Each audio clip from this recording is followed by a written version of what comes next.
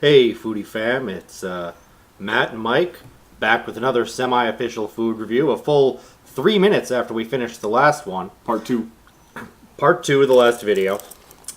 We promised you a Hoodburger of our very own, and we're making a little experimental with the base burger here. Extra long cheeseburger from is the extra long King. cheeseburger from Burger King. I don't think that's an integral part of the process. I think we got that because it's big enough that we could try 2 different toppings on it and experiment that way. But it works. Any basic cheeseburger is going to do for this process, but you're going to want one that's got mayo as well as ketchup, and preferably has a little something else on it, whether that's tomatoes and lettuce, whether that's pickles and onions. You don't want just a plain burger. With it in this form, I was originally going to say, let's just call it the Crunch Burger, but I think this way it's got to be the Long Crunch Goodnight. Oh, nice. It's something I used to do back when we had terrible meals in pharmaceutical studies, and the best way to get through the meal as quickly as possible and as tastily as possible was to just stack everything in the meal up on one sandwich. You know, breakfast would be eggs and bacon and hash browns on buttered toast. And dinner was a hamburger with a salad on top of it, with potato chips on top of it. So here is your Long Crunch Goodnight. And it's got, each of us did half just wavy Lay's, most basic potato chip you can get, half sea salt and vinegar Pringles, just for that extra flavor, extra sort of skinny crunch there. Yours is more split up than mine. You want to give the camera a close-up, especially since I can't really seem to find the camera on my screen here. Alright, so we got first up, one with the Pringles on it. I split it in half just to make it a little bit easier for myself. I got onions, lettuce, tomato in there as well. A lot of cheese on these. Yeah, and other half, you got those wavy Lays in there with the ridges. And, I don't know, looks pretty good to me. Very simple to construct. Gives the burger a crunch. I've always been a big fan of these.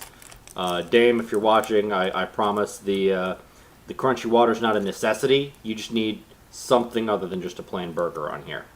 Alright, going in with the wavy Lays first, looks like. And here we go. I think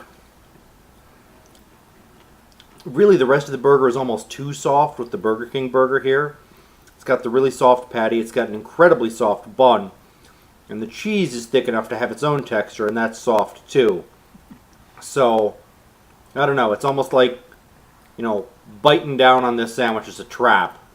There's a coil of barbed wire in the middle. It's tasty barbed wire though. Got a little bit of a burger dichotomy, you know, all the soft going in, that hard crunch of the potato chips, a little bit of salt on there, as potato chips often do. You know, the ridges, you know, soak up a little bit of that mayo and ketchup in there, kind of, I guess, puts it together a little more. Yeah, I'm still a big believer in the principle, but the execution's a little wonky. Is it just me, or is the combination of the Burger King mayo and the Burger King ketchup just a little sweeter than you'd expect? I don't know. Let me do another bite.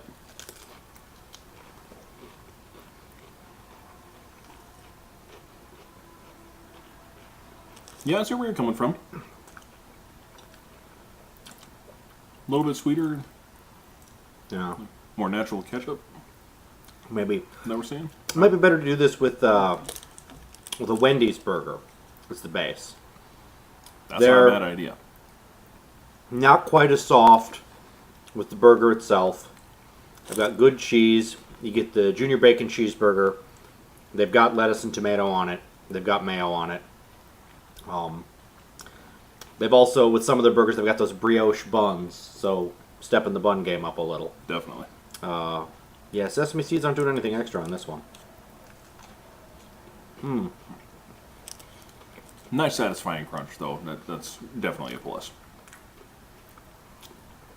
I should have not stopped at a double layer of chips. I should have gone for a triple layer. the couple places where it overlaps more, it improves the experience immeasurably. I'm gonna rotate this thing, turn it around, and see how it is with the sea salt and vinegar. Now, salt and vinegar Pringles, not a taste for everyone. It's a little stark. Vinegar cuts through pretty nice. Salt's on there, and it's a Pringle, so it's not a great chip, but good snack. Looking for it to provide that crunch that we're looking for. What do you think? I'm gonna hold off my opinion until you've had a bite. I don't wanna bias your review here. There we go. Oh. Now, as he's digesting, thinking about that bite, what I'm gonna say is the Pringle doesn't blend nearly as well with the rest of the sandwich. Just the texture and the quintessential Pringle flavor that's to the chips, the thing that sets any Pringle of any flavor apart. It's got that more like shoestring potato than potato chip thing going on. And that really makes it stand out here. And I don't think that's in a good way. I do think the sea salt and vinegar goes in really well. I think if I was going to do this again, apart from going with a different base burger, I would go with probably like sea salt and vinegar lays. Yeah, and the vinegar does cut through a little bit of that sweetness with the ketchup and mayo, like you were saying, which is not bad. Yeah, consistency is not there because you got Pringles versus the wavy lays. A little different chip construction. I don't know. I'm kind of partial to the salt and vinegar Pringles, so I'm a little biased with that, but no, still works, I think. It still works. I like salt and vinegar Pringles. I just don't think the Pringle part of the chip is as good a compliment as the Lay's part of the chip would be. Yeah, I agree with you. You could also do Old Dutch. Doesn't have to be a wavy chip either. You can do just the regulars. It was always just absolute basic bare bones Lay's chips that I used to do this on back in the day, or sometimes sour cream and onion, which give the burger a nice something. Yeah, a little more savory taste in there to work off the other stuff.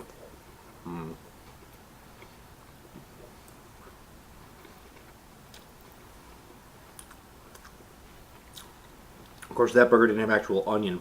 Might be a little redundant. Yeah, I suppose. You do double onion on the other one, though. So, yeah, definitely liking the wavy lays a little more. You got that crunch, soaking up the goodness of the, condiments inside. Crunchy water. A little more satisfying crunch, of course, because Pringle versus wavy lays, of course. But And if it doesn't have enough crunch for you, if you put it on and you try it and you're like, this is not doing it for me, just take your sandwich, take your chip. There we go. adaptation to the outside of the bun instead of inside the sandwich. And you already finished yours. Okay. Yeah, I'm done. Well, you don't need to see me savor the rest of this on camera. I would say for a first try, it's pretty good. Could definitely be tuned up a little different chip, a little different burger. Yeah. But the basic concept of the long crunch Goodnight is a solid one, and I'd like to hear from you if you try it, what you think of it. Once again, nobody yet knows how we get down, but we look forward to continuing to find out with you. Good night and good luck.